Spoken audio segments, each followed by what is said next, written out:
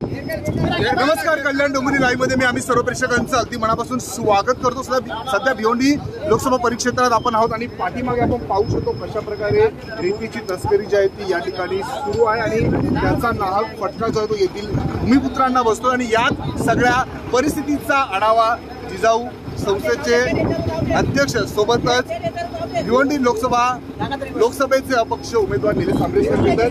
Sir, खूप मोठी शोकांतिका आहे, भूमिपुत्रांना हा फटका बसतोय। आपण या संपूर्ण परिस्थितीचा आढावा घेतलाय, काय एकंदरीत सांगा? नक्कीच सांगतोय का इंग्रजांपासून अगदी भारतीय राज्यघटनेमध्ये उल्लेख केलेला ठाणा जिल्हाधिकारी कार्यालयानंतर ताम्रपट्टा आहे का त्याच्यामध्ये स्थानिक आमच्या आगरी कोळी बांधवांना रेती उत्खननासाठी शासनाने परवानगी दिलेली आहे का ज्यामध्ये हजारो कुटुंब आमची जगत होती, हजारो कामगार अगदी जव्हार मोखाड्यापासून इथे येऊन त्यांचा उदरनिर्वाह साधन करत होते। ती बंद करून आज बघायला आम्ही आलो इथे समुद्र बघायला का समुद्रामध्ये किती केमिकल येऊन खराब झालेलं आहे, मासेमारी कशी कमी झालेली ते बघायला। आणि इथे आल्यानंतर बघतोय तर मोठमोठे डोजर जे उभे 2 डोजर आता आपल्या समोर दिसतात, आणखी 7 ते 8 डोजर या समुद्र खाडीमध्ये दिसतात की जेणेकरून हजारो ब्रास दररोज अनधिकृतपणे रॉयल्टी नसताना रेती घेऊन जातात। हे नक्की याला आशीर्वाद कुणाचा आहे? आता बघितलं तर सर्वकडे निवडणुकीचे धुमधाम चालू आहेत। अशा परिस्थितीमध्ये प्रशासन, महसूल प्रशासन राहू दे, पोलीस प्रशासन राहू दे,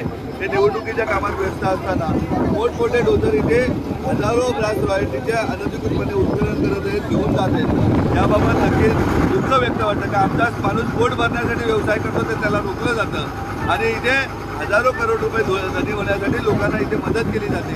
हे कुठेतरी काम रोखलं पाहिजे, अनधिकृतपणे चालणारी कामं थांबली पाहिजेत। मी नक्कीच या संपूर्ण आमच्या खाडी किनारे राहणाऱ्या आमच्या बांधवांना सांगतोय, आश्वासित करतोय तर 4 तारखेला मतमोजणी झाल्यानंतर 5 तारखेला अशा प्रकारचा अनधिकृतपणे एकही डोजर या किनाऱ्यावर पोटावर कुठेही टाच येईल अशा प्रकारची गोष्ट जपून घेतली जाणार नाही, अशी प्रकारची व्यवस्था करू। आता मागे केला मोठे डोजर येतात ते रात्री रेती उत्खनन करून मोठ्या प्रमाणात रेतीचा अनधिकृतपणे वाढवा करत आहे।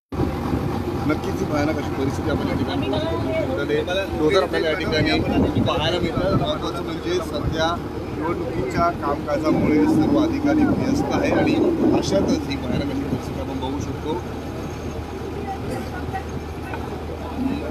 अनधिकृतपणे रेती कशी चोरली जाते, तस्करी कशी केली जाते, ही सगळी लाईव्ह दृश्य आपण कल्याण डोंबिवली लाईव्हच्या माध्यमातून पाहत आहोत। आणि जिजाऊ शैक्षणिक व सामाजिक संस्थेचे संस्थापक अध्यक्ष तथा भिवंडी लोकसभेचे अपक्ष उमेदवार निलेश आंबेडकर जेव्हा या ठिकाणी आले होते, खरं तर ते आले वेगळ्या कारणासाठी होते, परंतु येथे आल्यानंतर ही कशा प्रकारे रेतीची तस्करी या ठिकाणी सुरू आहे ही या ठिकाणी पाहू शकतो। आणि या संपूर्ण परिस्थितीचा आढावा निलेश आंबेडकर यांच्या माध्यमातून घेतला जातो आणि ही धोकादायक अशी परिस्थिती हे वास्तव या ठिकाणी आपल्याला पाहायला मिळतात। मुख्यमंत्र्यांच्या पोटावर हा पाय पडला जातो आणि ही धोकादायक अशी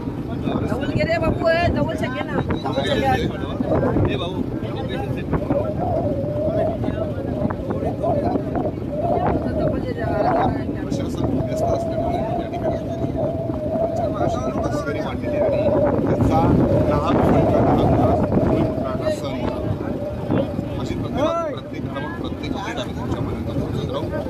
कल्याण डोंबिवली शहरातल्या अशा बातम्या पाहण्यासाठी फेसबुक, इंस्टाग्राम फॉलो करा, चॅनलला सबस्क्राईब करायला विसरू नका।